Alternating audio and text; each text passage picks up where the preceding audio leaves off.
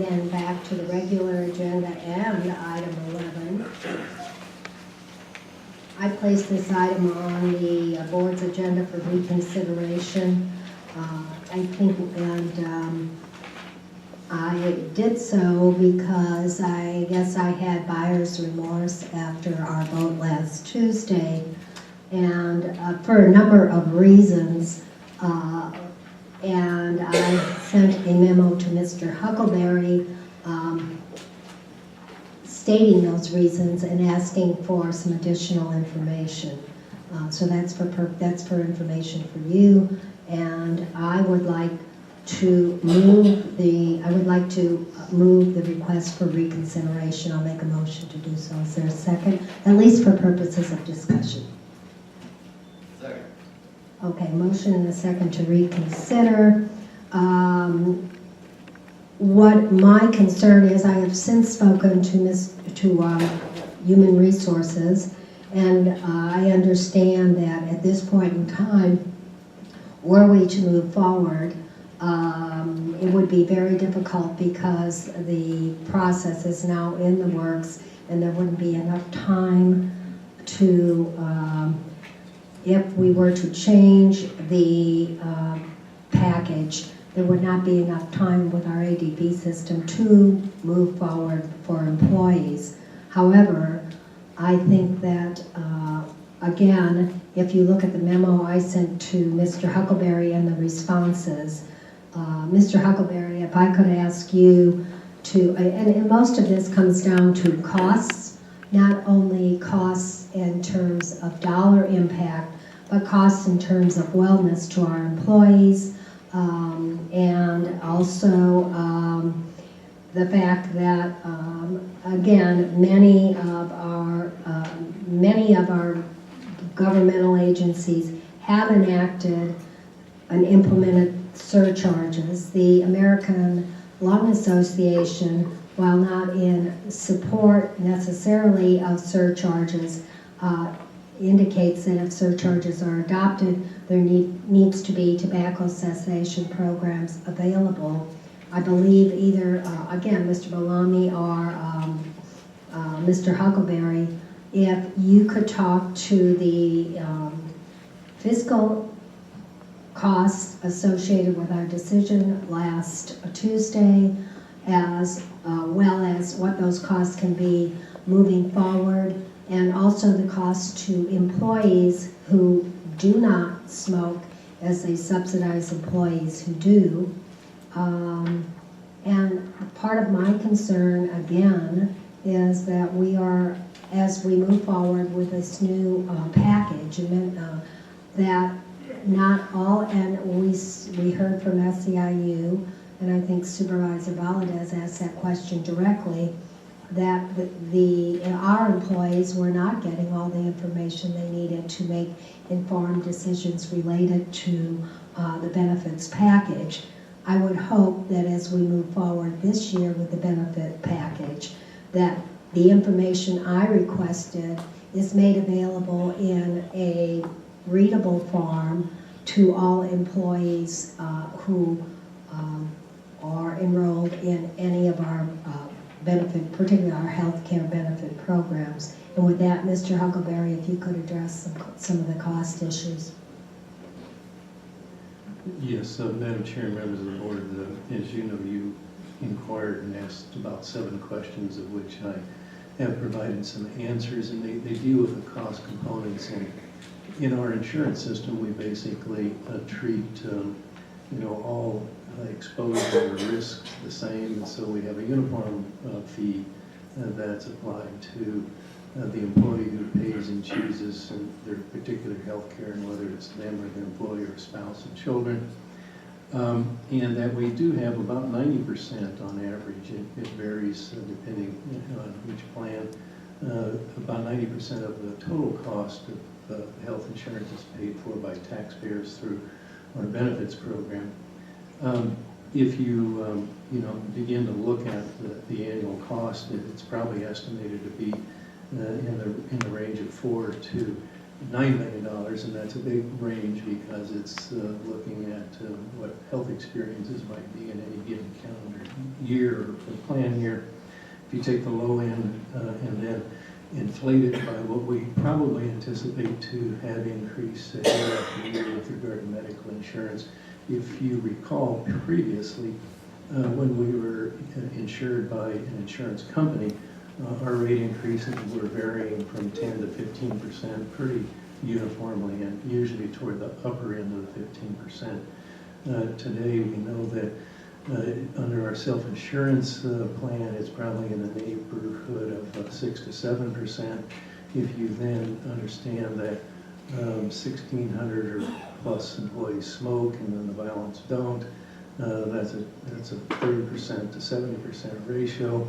You factor all those things back and forth, it's probably, if you were to identify and put in one risk pool smokers versus all the rest of the employees in a non-smoker risk pool, you would probably see a 9% increase in the smoker risk pool and 3 to 4% in the non-smoker. So it just gives you the order of magnitude. I provided, the aggregate cost that you requested in 5 and 10 years.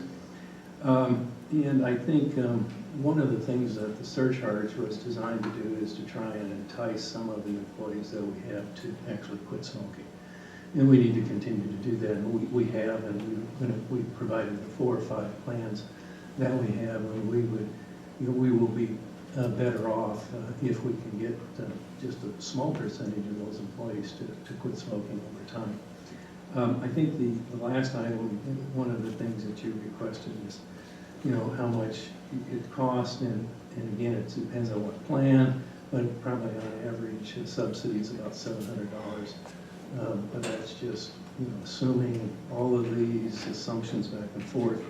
But I think it's a fair assessment that's conceptually sound and within reason. We do have some major employers that are beginning to apply surcharges. They're smaller than what we have proposed. And Maricopa is $20 a month as opposed to at least the original proposal that we had was $30 a pay period. So those are kind of the responses that we provided. I think the last question that you asked is what would it cost if we provided smoking cessation on county time, which was really the original debate about and how to clarify what we actually did. And that ranges from as little as $660,000 if they take the shortest plan, cessation plan, to as much as almost $2 million spent on county time, which simply means the taxpayers are paying for those smoking cessation plans if they occur on county time. And that was the reason that I took the assumption that it wouldn't be on county time, that we wouldn't have to comply with the Fair Labor Standards Act and pay employees if we actually require them to take those plans as a condition of their employment. Thank you. And then Mr. Bowling, excuse me. It's SEIU. What efforts are they making at this point to encourage those employees who smoke to get involved in a cessation program? Madam Chair, we've had limited conversation with them concerning what they're actually going to do to encourage employees to take the cessation program or stop smoking and become healthier. We did have a discussion with them last week, and their statement is that they're open to further discussions regarding cessation programs being offered, that they're willing to discuss that during the HIBWAC or Health Insurance Benefit Advisory Committee. My guess is that once we get that discussion underway, that they're going to be more than willing to put notices in their bulletins and to send communications to their members to encourage them to be healthy. Not necessarily to quit smoking, but to be healthy. And they have in the past encouraged our employees to participate in the wellness program. Thank you. And with that, I am going to call a question on whether this reconsideration moves forward. Roll call. Supervisor Carroll. No. Supervisor Elias. No. Supervisor Miller. No. Supervisor Valdez. Aye. Chair Brunson. Aye.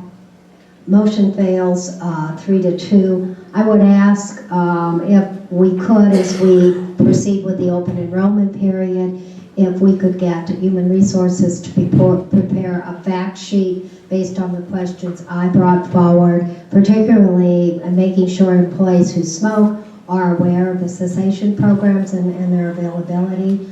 And again, I caution moving forward, given the 10 to $14 million of additional cost shifts from the state to the county this year, and given the rising cost of health care, I would hope that employees who smoke take advantage of the cessation program, because costs are only going to go up, they're not going to decrease over time.